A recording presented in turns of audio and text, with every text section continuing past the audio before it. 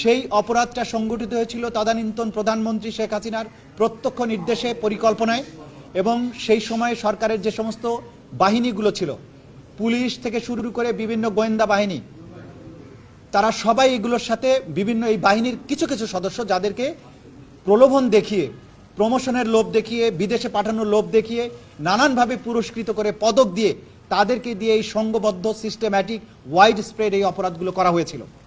যেহেতু এই অপরাধগুলো একটু ডিফারেন্ট নেচারের, গণহত্যার অপরাধের চেয়ে, এই জন্য আজকে ডিফারেন্ট একটি মামলায় তাদেরকে আমরা গ্রেপ্তার দেখানোর জন্য আবেদন জানিয়েছিলাম। এর মধ্যে সাবেক প্রধানমন্ত্রী শেখ হাসিনা, তার তদানীন্তন নিরাপত্তা উপদেষ্টা তারিক সিদ্দিকী, তদানীন্তন আইজিপি বেনজির আহমেদ সহ বিভিন্ন সংস্থার মোট 12 জনের বিরুদ্ধে আজকে আমরা গ্রেপ্তারি পরোয়ানা জারির জন্য আবেদন জানিয়েছিলাম। আদালত সেই গ্রেপ্তারি পরোয়ানা জারি করেছেন এবং এদের মধ্যে একজন মেজর জেনারেল বরখাস্তকৃত জিয়াউল হাসান, যিনি কারাগারে আটক আছেন, তাকে প্রোডাকশনের জন্য আদেশ দিয়েছেন। আগামী 12ই ফেব্রুয়ারি তাদেরকে এই আদালতে গ্রেপ্তার করে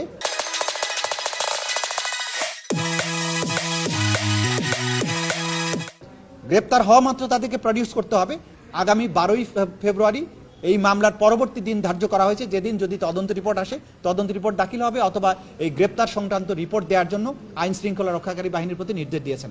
আমরা আপনাদেরকে একটা জিনিস বলতে চাই, যে আমরা বারবার বলে এসেছি যে এই জুলাই আগস্টের বিপ্লবের পরে বাংলাদেশ যে নতুন অধ্যায়ে প্রবেশ করেছে, সেই অধ্যায়ের এই সরকারের, এই জাতির কাছে, এই সরকারের কাছে যে সবচেয়ে বড় প্রত্যাশা, সেটা হচ্ছে এই সমস্ত ঘৃণ্য মানবতা বিরোধী অপরাধের বিচার করা। এবং আমরা বলেছি 2025 সালটাই হবে বিচারের বছর। এই অপরাধের সাথে যারাই জড়িত থাকুক, তারা কেউ রাষ্ট্রের চেয়ে বড় না, কেউই আইনের ঊর্ধ্বে নয়। সুতরাং আমরা বলেছি, আমরা খুঁজছি অপরাধ, আমরা খুঁজছি অপরাধী। আমরা দেখব না কে কত বড়, কে কোথায় চাকরি করেন, কার কি পজিশন। নিরপেক্ষ এবং সুষ্ঠু তদন্তের মাধ্যমে যারা অপরাধগুলো করেছেন, যারা এই দেশের জনগণকে এইভাবে নির্মম হত্যাযজ্ঞের মতো জায়গায় নিয়ে ফেলেছেন, যাদেরকে গুম করে রেখেছেন বছরের পর বছর, 8 বছর 9 বছর, অধিকাংশের ফ্যামিলির যাদের স্বজনেরা ওইভাবে তুলে নেওয়া হয়েছে, তারা কখনো আর ফিরে আসেননি। স্বজনরা জানেন না তাদের প্রিয়জন জীবিত আছেন না মারা গেছেন, মারা গেলে কবে মারা গিয়েছেন, কোথায় তার কবর হয়েছে, কিছু জানে না। তার সন্তানেরা জানে না, তার ভাই জানে না, বোন জানে না।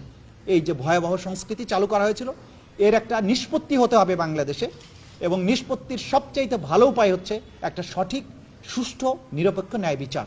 এই বিচারের মাধ্যমে এই অধ্যায়ের বাংলাদেশ থেকে চির পরিসমাপ্তি হতে হবে এবং ভবিষ্যতে কেউ যেন এই ধরনের ঘৃণ্য অপরাধ করতে সাহস না পায়। এবং আমাদের রাষ্ট্রীয় যে সমস্ত সংস্থাগুলোর ব্যাপারে এগুলো অভিযোগ উঠেছে, তাদেরকেও আমরা এই অভিযোগের তীর থেকে তাদেরকে বাঁচাতে হবে। কারণ আপনারা জানেন যে একটা রাষ্ট্র পরিচালনা করতে হলে আমার পুলিশ বাহিনী লাগবে, সেনাবাহিনী লাগবে, গোয়েন্দা সংস্থা লাগবে। এই বাহিনীগুলোর উপর যে মনস্তাত্ত্বিক চাপ তৈরি হয়েছে কিছু সংখ্যক ক্রিমিনালের কারণে, তাদেরকে ক্লিন করতে হবে। এই ক্রিমিনালগুলোর বিচার শেষ হলে এই সংস্থাগুলো পরিশুদ্ধ হবে, রাষ্ট্র আবার নবযাত্রায় সামনের দিকে এগিয়ে যাবে। এই অনুভূতির থেকেই আমরা এই বিচারকে প্রায়োরিটি দিয়েছি এবং আজকে এই বিচারের জন্য আমরা প্রাথমিক কাজটা শুরু করেছি। গ্রেপ্তারি পরোয়ানা জারি হয়েছে এবং আমরা খুব দ্রুতই চেষ্টা করব, দ্রুত বলতে তাড়াহুড়ো করে নয়, যতটুকু সময়ের প্রয়োজন সুষ্ঠু এবং নিরপেক্ষ তদন্ত করে প্রকৃত পারপিট্রেটরদেরকে আইডেন্টিফাই করতে ততটুকু সময় আমরা নেব এবং তাদেরকে এখানে উপস্থিত করার মাধ্যমে আন্তর্জাতিক স্ট্যান্ডার্ড, দেশীয় স্ট্যান্ডার্ড, মানবাধিকার এবং বিচারের সকল স্ট্যান্ডার্ড মেনটেন করে এখানে যাতে একটা বিচার করা যায়, সেই জন্য আমরা কাজ করছি।